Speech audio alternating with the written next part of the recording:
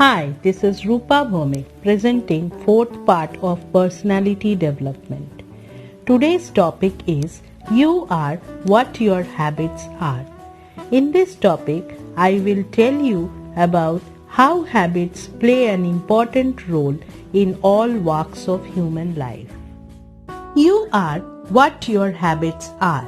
In all walks of human life, the habits relating to the formation of thoughts, emotions, and actions play an important role. It is habits which mold personality or harm it. If we continually do something, good or bad, for a sufficiently long time, it influences our mind and our nervous system so strongly that the habit becomes a part of our nature and is carried out like an involuntary action. To make you understand about the topic, I will tell you a story. Once a retired soldier was walking on the road, carrying a load of grocery on his head. A mischievous boy had seen him walk on the road several times.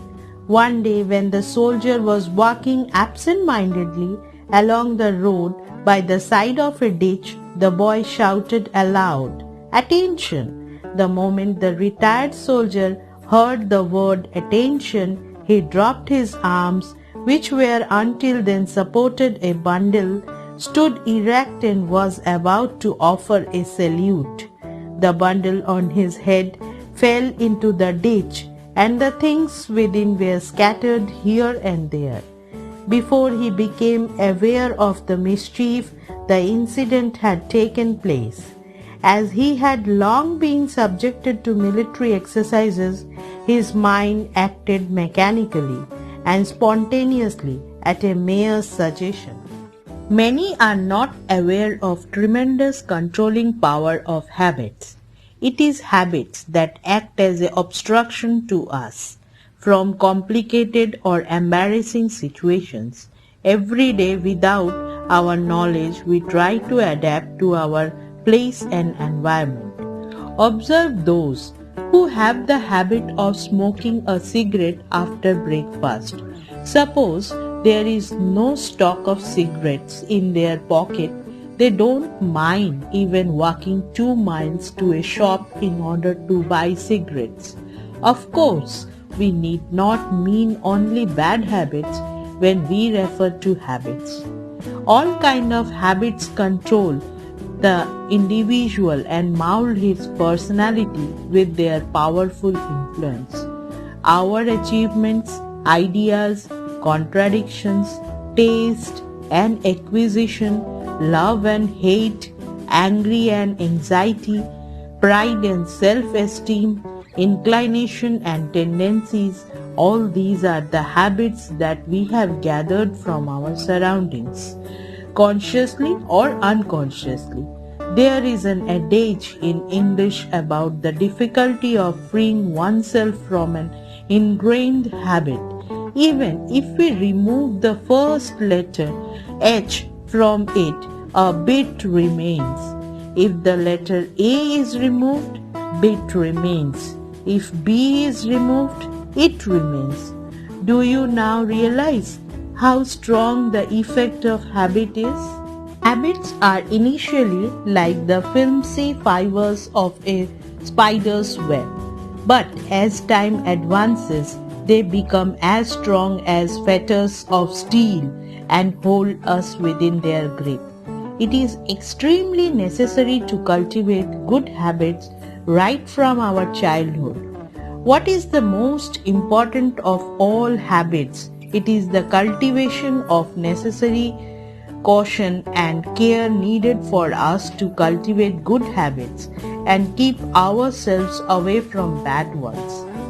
Just as a basic trust in goodness and a decision to become good are not adequate to make us good or to free us from all kinds of error. It is more important to break the bone of bad habits that we have already formed. So, in the matter of cultivating habits, one should refrain from being too ambitious in the very first instance. Before attempting to fly in the air, one should learn to walk easily on the ground.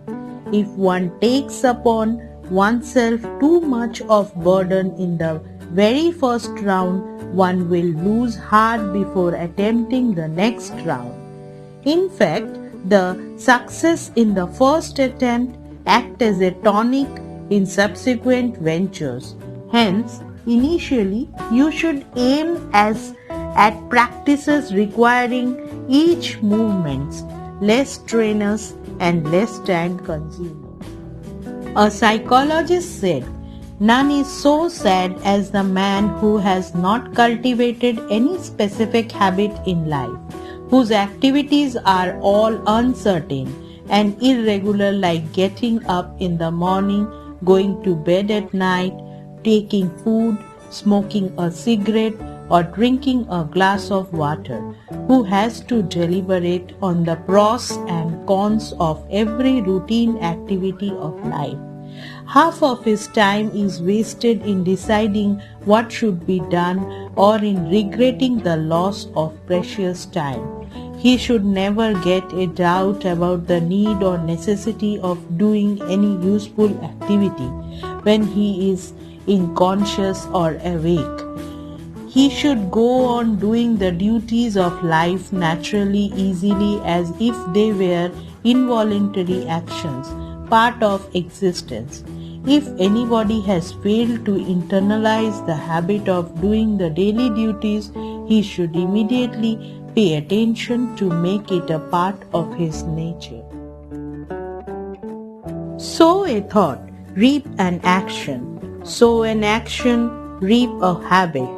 Sow a habit, reap a character. Sow a character, reap a destiny. By this quote, I end our topic of discussion today. Thank you.